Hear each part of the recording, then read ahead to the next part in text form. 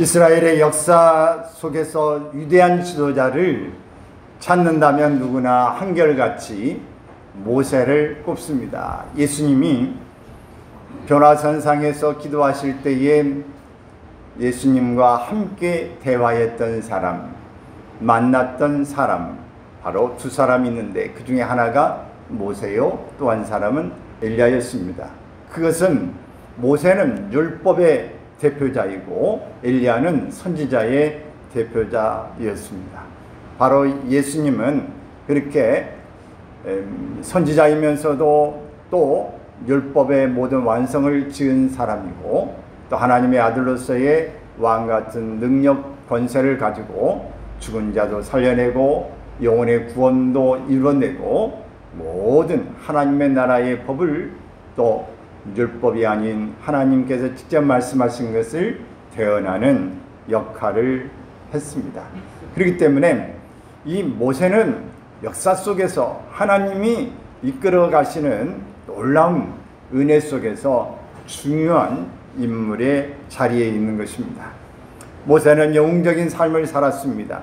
그의 삶은 기적으로 가득 찼습니다. 이스라엘 백성을 출애굽시킨 민족의 지도자였습니다. 하나님의 일꾼으로 크게 쓰임받은 인물입니다. 그가 사막의 떨겨나무 불꽃 가운데서 하나님의 현현, 하나님의 나타남을 통해서 올라오라. 그리고 하나님이 그를 이끌어 가신 것입니다. 불빛이 있다고 해서 사람이 다 올라간 건 아닙니다. 한편으로 사람이 이 광경을 보면 멀리서 두려워서 호기심 같지만 올라가지 못할 수 있습니다. 그러나 모세는 하나님께서 인도하시는 그 불꽃을 보고 어쩌면 신비에 쌓여서 성령의 하나님이 이끌림을 받아서 올라갔을 것입니다. 멈출 수 없는 그 길을 모세는 이렇게 출발하게 되었을 것으로 봅니다. 가면서 하나님의 음성을 듣습니다. 너의 선 곳은 거룩한 곳이니 너의 신을 벗어라 라고 이야기하는 것입니다. 하나님의 일꾼으로 크게 쓰임받는 인물로 되기 전에 하나님의 부름을 받았습니다. 애굽의 통치자 바로왕과 싸우면서 출애굽하는 장면은 한편의 위대한 드라마입니다. 성경은 모세를 하나님의 사람이라고 신명기 33장 1절에서 말씀하고 있습니다. 하나님의 사람. 이렇게 그리스도인들에게 붙여줄 수 있는 가장 아름답고 영광스러운 이름이 있다고 한다면 하나님의 사람이라고 하는 호칭입니다. 저 사람은 정말 하나님의 사람이야. 하나님이 함께하는 사람이야. 정말 저 사람은 어떻게 대하는 일을 보통 사람처럼 대하면 안 돼. 하나님의 사람이라고 인정받는 것. 그럴 때 저 사람은 말하면 하나님이 들으셔. 저 사람이 하는 것 보면은 하나님이 함께 하신 것 같아. 오늘 이런 말을 우리가 들을 수 있기를 바랍니다. 하나님의 사람이라는 이 칭호를 모세는 받은 것입니다. 또 모세는 신명기 34장 10절에서 말씀한 것처럼 하나님께서 친히 대면하여 아시던 자였다. 많은 사람들은 물론 모세 이전에 나타났던 이 사람들은 별로 성경에 많이 기록되고 있지 않습니다만은 그러나 대부분 선지자들은 어떻게 나타납니까? 꿈으로 나타납니다. 환상 가운데 나타납니다. 그리고 하나님의 이 음성이 세미하게 들려지기도 합니다. 그러나 모세는 하나님을 대면했다. 대면이라는 건 뭡니까? 얼굴과 얼굴을 이렇게 대하는 것입니다. 얼굴을 이렇게 보는 그 사람은 모세밖에 없었습니다. 이런 대단한 이스라엘 민족사에 영원히 빛나는 위대한 지도자로서 성공한 사람입니다. 모세가 이와 같이 성공한 비결이 무엇일까요? 바로와의 궁궐에서 애굽 사람의 학술을 다 배운 최고의 학문이 아닙니다. 모세가 이렇게 한 것들은 그 배운 최고의 이 궁궐에서 최고의 학문을 배운 그 속에 나온 게 아닙니다. 미디안 광야에서 목축을 하면서 배웠던 이 광야의 삶도 아닙니다. 이것은 육신적인 이 세상적인 지식이나 또 세상적인 경험의 이야기가 아니라 바로 그는 성공하는 비결이 뭐냐? 믿음입니다. 오직 믿음 때문에 이런 삶을 살 수 있었다 하는 것입니다. 우리도 여러분 모두가 모세처럼 믿음으로 성공하기를 바랍니다. 그러면 모세로 하여금 성공적인 삶을 살게 했던 믿음은 어떤 믿음인가? 우리가 이 믿음을 갖고 살았던 실체, 그 삶의 현장은 어땠는가 하는 것입니다. 먼저는 모세의 믿음은 세상 욕심을 거절한 믿음이었습니다. 모세의 삶의 특징을 보여주는 대표적인 단어는 거절하고 라고 하는 것입니다. 모세는 아니오라고 말하는 결단력 있는 믿음의 사람입니다. 오늘 우리가 아니오라고 할 수 있는 사람은 상당히 괜찮은 사람입니다. 아니오, 로라고 말하는데 그것이 우리의 주장과 우리의 의지와 우리의 어떤 생각을 가지고 하는 그런 일반적인 세상적인 그런 결단에서도 아니오라고 표현하는 것 자존감이 있고 상당히 분별력이 있는 사람일 수 있다라고 말할 수 있어요. 그런데 이것이 아니라 우리는 믿음 안에서 하나님께서 말씀하신 법 안에 성령 안에서 아니다 할 때에 아니라고 거절할 수 있는 이 결단력이 있는 사람이었다 하는 것입니다. 본문 24절에 보면 읽습니다. 믿음으로 모세는 장성하여 바로의 공주의 아들이라 칭함받기를 거절하고 라고 이야기합니다. 모세가 거절할 수 있었던 것은 더 좋은 것을 선택하기 위한 것입니다. 그렇게 모세가 거절한 결단의 내용들은 무엇인가 좀 더 살펴보면은 먼저 모세는 세상 지위와 명성을 거절했습니다. 세상의 이 성경의 역사가들은 이 바로의 자녀가 공주 한 명이었다고 말합니다. 모세라는 영화를 보신 분은 혹시 기억하실 것입니다. 하나는 이 아들 또 공주의 아들 나중에 보면서 둘 다 이 왕위를 이어갈 수 있는 사람들이죠. 그 속에서 경쟁을 시키면서 성을 쌓기를 하고 이런 영화는 그런 내용들을 말하고 있습니다. 공주의 아들은 애굽의 왕이 될 수 있는 자리, 모세가 애굽 생활을 계속했다면 높은 지위와 명성을 얻을 수 있고 훌륭한 업적을 남길 수 있는 그런 자리였습니다. 모세가 거절한 것은 애굽 공주의 아들이라는 지위와 명예였습니다. 이런 지위를 버린 것입니다. 하나님의 계획은 모세가 애굽의 정치가나 또 학자가 되는 것이 아니었습니다. 민족을 출애굽시키는 민족의 지도자, 하나님의 도구로 쓰임받기를 원하는 일이었다 하는 겁니다. 성경은 명예심 자체를 정죄하지 않습니다. 명예심을 갖는다고 해서 그게 나쁜 것은 아닌 것입니다. 명예를 가지고 지위를 가지고 더 좋은 일을 할 수도 있습니다. 형제들의 미움을 받아서 애굽의 종살이로 가서 보디발의 집에 가고 이 감옥에 있다가 애굽의 총리가 된 요셉은 바로 지위와 명예를 가졌습니다. 그 집도 괜찮게 살았습니다.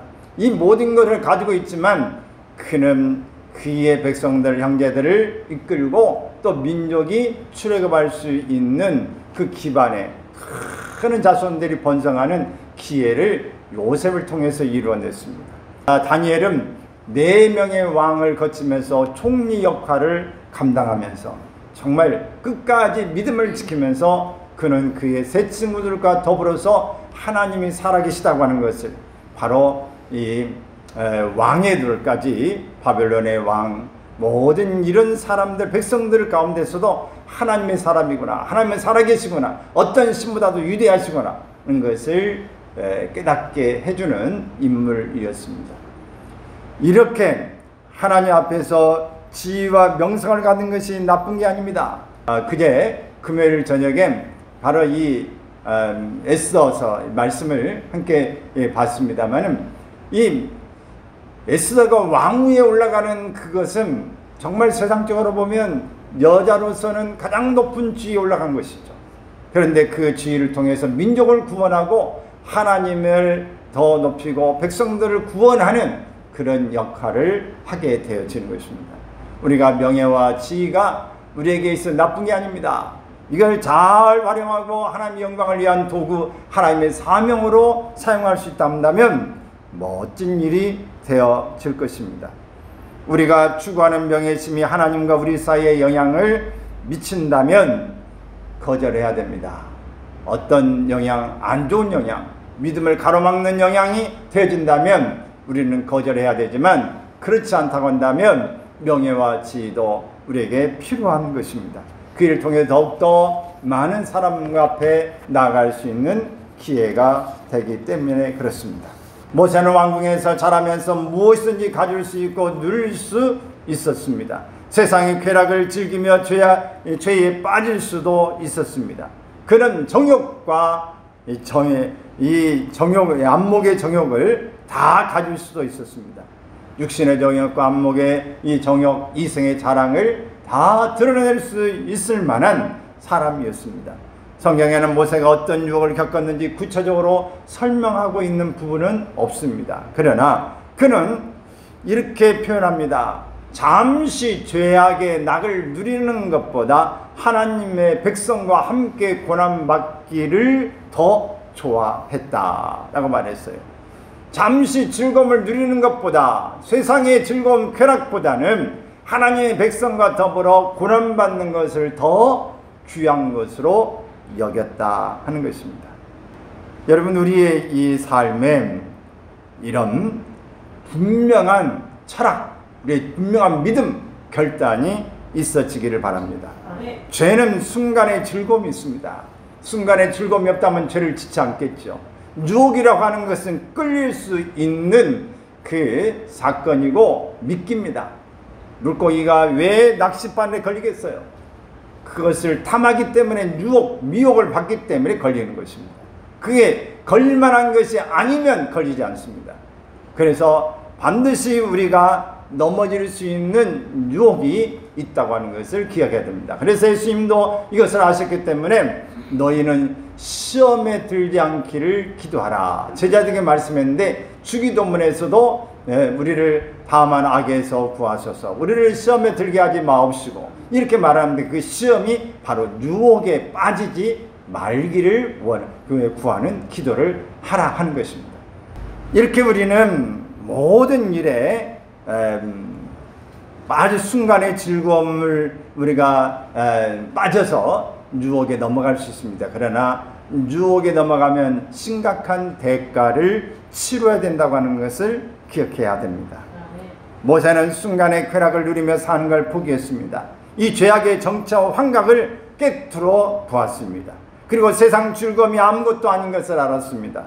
하나님의 백성과 더불어 고난받는 것이 더 존귀하고 보람있고 의미 있는 일이라고 하는 것을 깨닫게 되어진 것입니다. 오늘 우리가 어떤 사람이든 누구든 이것이 더 의미 있는 일이다, 소중한 일이다, 이게 더 멋진 일이라고 이런 생각을 갖게 되어지면 우리는 그걸 거절할 수 있어요. 포기할 수 있어요. 근데 그런 생각이 안 되면 고민하고 갈등하고 우리는 세상적인 기준에 갈 수밖에 없습니다. 또 모세는 세상의 부유함을 거절했습니다. 뭐니 해도 머니가 최고라고, 오늘 돈을 우리 싫어하는 사람은 없습니다. 돈을 거절하는 일은 매우 어려운 일입니다. 그런데 이집트는 당시의 부의 상징이었습니다. 2주 전에도 말씀을 드린 것처럼 모든 이 나일강은 이 중심으로 있고 또 이 광야에도 물줄기가 있기 때문에 거기에는 가뭄이 와도 끄떡없는 지역입니다.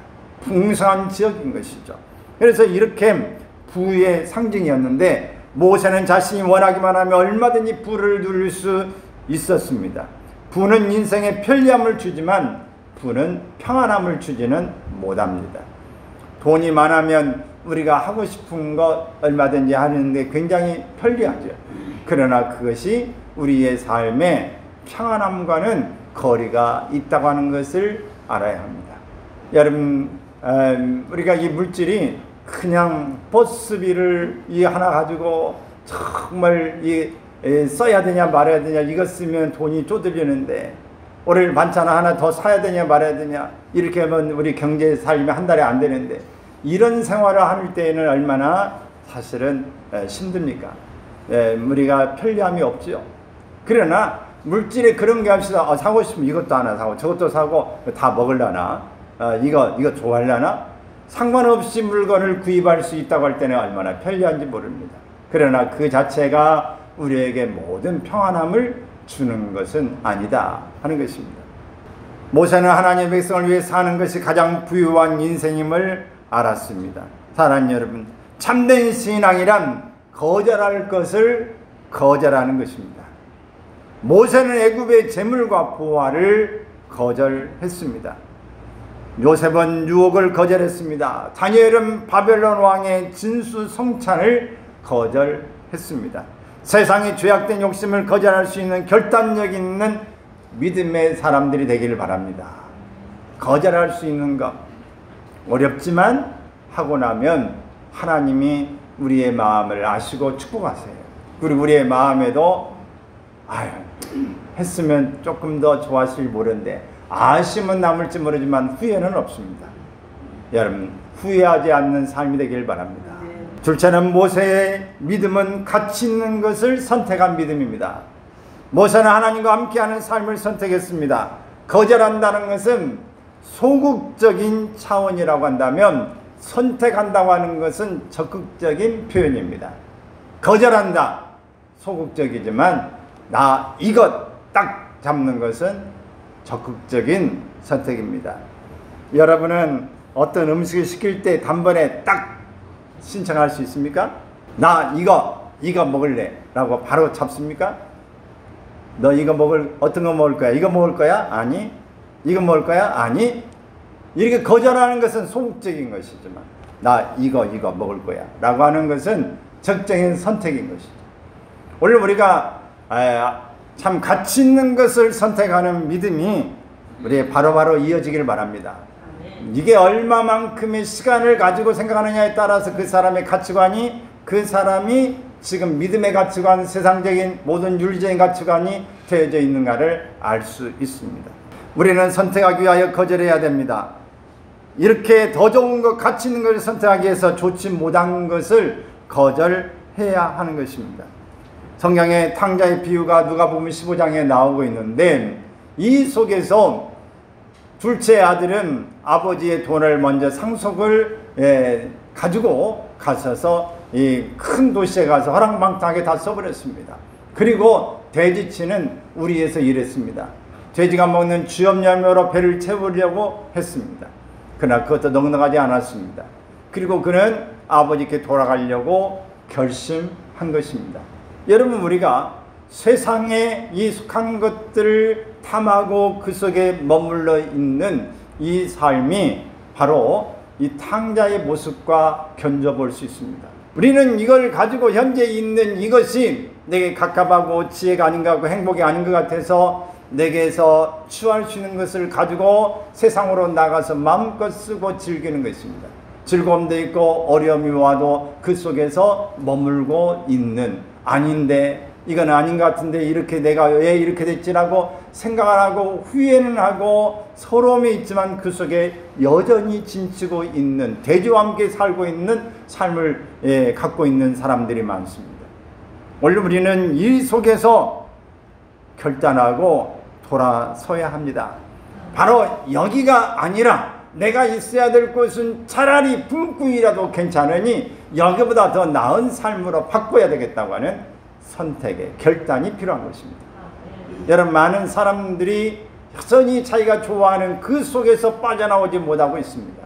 그 속에서 믿음 생활이 아닌 세상의 생활, 발이 자기 궁궐의 생활에서 머물고 있는 일이 많은 것입니다. 여러분들은 무슨 재미로 인생을 살고 계십니까? 자기들의 삶이 더 재미있다고 생각합니까? 그러나 이 탕자의 모습을 본 것처럼 자기가 이 사는 그 세상이 구원받기 전까지는 굉장히 매력이 있습니다. 그 속에 있는 게 즐거워요.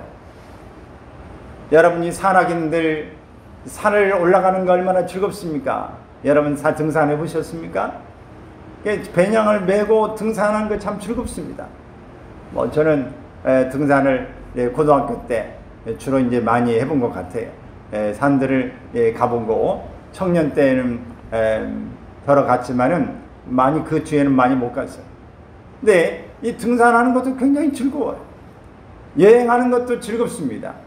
먹는 것도 즐거운 것이고 또 운동하는 것도 즐거운 일이고 게임을 하는 것도 즐거운 일이고 대화하는 것도 즐거운 일이고 여러분 우리가 어떤 걸 배우는 것도 즐거운 일이고 어떤 하나의 자기 갖추는 일도 즐거운 일입니다.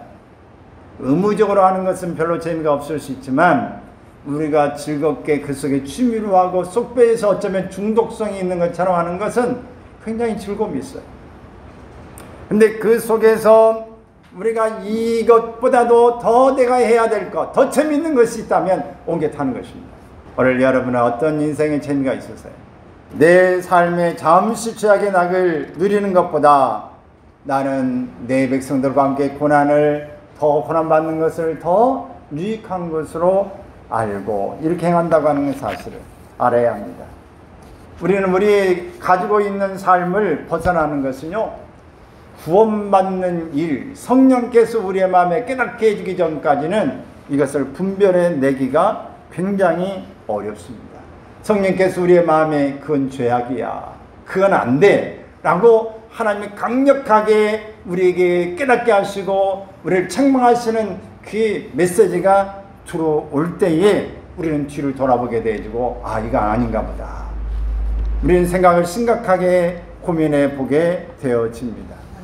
여러분, 우리가 여전히 주염 열매를 먹는 세상의 낙을 즐기는 그 속에 있을 것인지, 영원한 생명수를 마시면서 하나님이 주신 만나를 먹을 것인가 하는 것은 우리가 선택해야 합니다. 여러분은 고난이 동반다 해도 믿음을 선택하시겠습니까? 예수 믿어도 고난이 올 수 있습니다. 실패도 올 수 있습니다. 그래도 주님을 선택할 수 있겠습니까? 죄의 무서운 결과와 인생의 허물을 깨닫는 사람은 하나님을 선택합니다. 가다가 도저히 이건 아니고 모든 걸 가져봤지만 모든 걸 해봤지만 허무해. 이런 사람은 하나님을 선택합니다. 주님 따라가는 것이 십자가의 좁은 길이라도 그 길을 선택할 수 있기를 바랍니다. 이 세 번째는 모세의 믿음은 상 주시는 하나님을 바라보는 믿음입니다. 본문 26절에 읽습니다.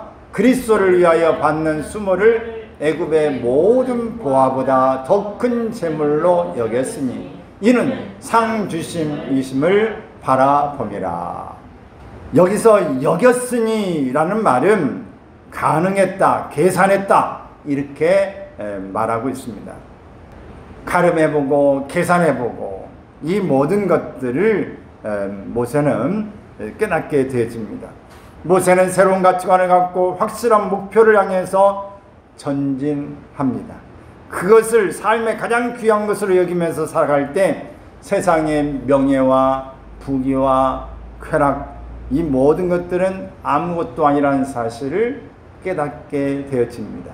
많은 사람은 자기가 중병이 들고 이제는 정말 암이다, 이제 심각해졌다, 그렇게 오래 살지 못할지도 모른다는 생각이 올 때에야 많은 사람은 그거 다 별것 아니었어, 다 부질없는 것이었어, 그것이 다는 아니었는데 내가 왜 그것에 그렇게 매달려서 전부인 것처럼 그렇게 살았을까 하는 고백들 하는 분들이 어느 순간에 깊은 수렁에 가면은 고백을 한결같이 합니다.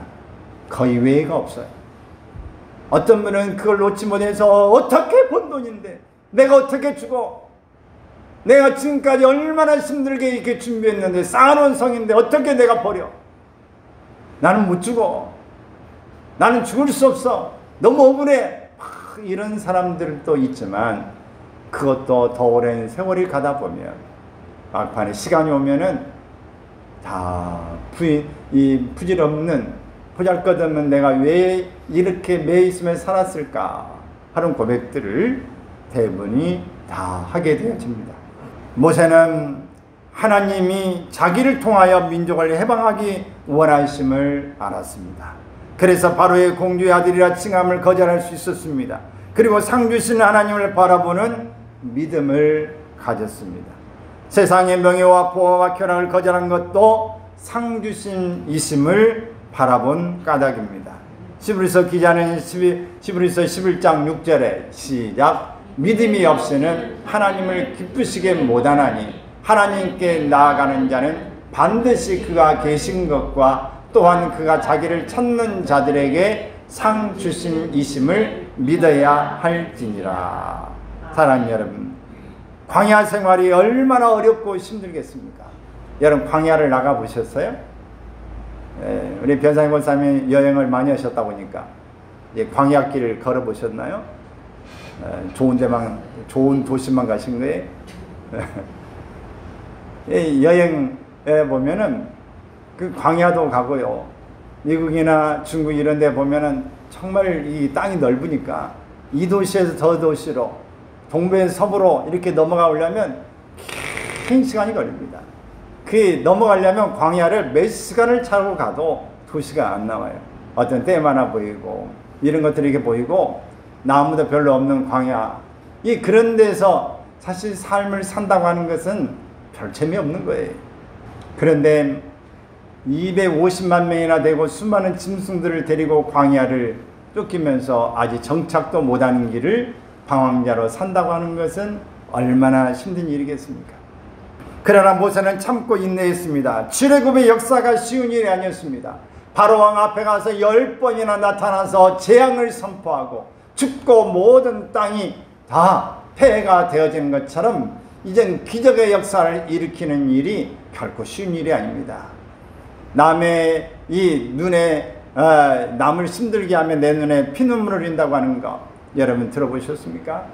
기적이지만 가서 이 애굽의 나라가 또 고통받는 걸 보며 통쾌하다고 말하는 게 아니라 하나님의 능력을 말하고 있지만, 그러나 그렇게 산다고 하는 것이 결코 그렇게 쉬운 일이 아니에요. 바로 앞에 가는 것도, 이 광야 생활하는 것도, 백성들 어떤 데는 돌을 들고 막 내치려고 하고 돌아가자고 말하고 반란을 일으키는 일들이 일어날 때에 얼마나 힘든 일이겠습니까? 이런 힘들고 어려운 삶 속에서도 모세는 상 주신 이심을 바라보았습니다.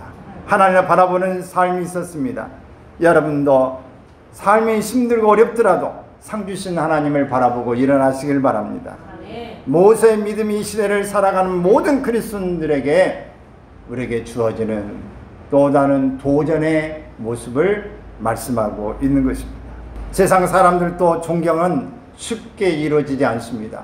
모세가 이렇게 존경받고 하나님을 대면하여 보고 위대한 인물로 숭상받는 일은 결코 쉬운 거 아니에요. 11월 달 돌아오면 월드컵 시대가 돌아오죠. 축구 열광이 또 일어나겠는데, 우리나라의 국가대표 가운데 주장하고 있는 손흥민 선수, 아주 요즘에 대인기 스타죠. 근데 일주일에 돈을 주급을 얼마나 받은지 혹시 아십니까? 일주일에 3억씩 받는데, 와 대단하다, 그 돈 어디다 쓰나.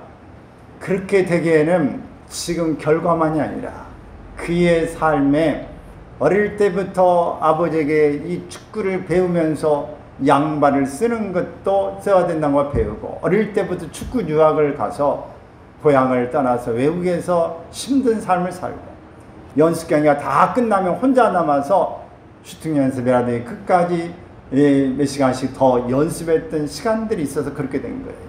여러분이 존경받고 위대하게 되어진다고 하는 것은 하루아침에 되어지는 게 아닙니다. 그만한 노력과 가치가 그 속에 들어가야 하는 것입니다. 어젯밤에도 12시가 넘을 때까지 여기 정리하고 이것저것 사람들이 세 분이까지 정리를 해 주셨어요. 다 끝나고 비가 오는데 여기 의자 여기 있는 것도 다 정리해가지고 다 이렇게 차에 밑에 내리고 올리고 하는 게 의자, 그게 보통 일이 아닙니다. 다 내려놓고 비가 오는데도 차에 실어놓고 보니까 언제 차에 실어놨어요. 이제 가고 난 다음에 이 정리하고 저도 있으면서 참 사모님하고 한 이야기가 있어요. 참 대단하다. 정말 대단한 진짜 보배들이다 라는 그런 이야기를 했는데, 오늘 아침에도 이렇게 이 불이 이게 켜지는 이 불은 이 안에 어둠을 다 몰아냅니다. 제가 이 안에서 이제 있다가 이게 나오면 캄캄해가지고 아무것도 안 보여요. 더듬더듬하고 나와야 되는데, 불 하나 켜놓으면은, 밤에 켜놓으면은 어두움을 싹 지나갑니다. 구석구석의 모든 것들을 하는 일들 가운데 바로 이렇게 하나님의 역사, 모든 일들이 일어나는 걸 보면서 참 이 세 분이 끝까지 하신 분들이 참 존경스럽다, 그런 생각을 아침에도 해보았습니다. 존경이라고 하는 것은 하루아침에 이루어지는 게 아닙니다. 긴 시간이 지나가면서 그 행함이 하나하나 축적된 이 결과를 이야기하는 것입니다. 사랑하는 여러분, 우리가 하나님 앞에 이끌림 받기를 바랍니다. 성령 인도함을 받기를 바라고, 정말 힘들고 어렵고 이 모든 과정을 뛰어넘을 수 있어야 존경되고 하나님의 인정을 받게 되는 줄로 믿습니다. 이게 교회 이전하고 우리 송천동에서 적은데 큰 건물을 관리 유지한다고 하는 것이 보통 일이 아니었어요. 누군가 계속 수리하고 다듬고 하루 이틀이 아니라 짜증낼 만도 하고 질릴만도 하고 지칠만도 하고, 이게 뭐 하는 짓인가라고 또 쉬지도 못하고, 이런 생각, 이런 갈등들 수없이 있을 수 있지만 이것을 뛰어넘어 한결같이 간다고 하는 것은 쉬운 일이 아닙니다.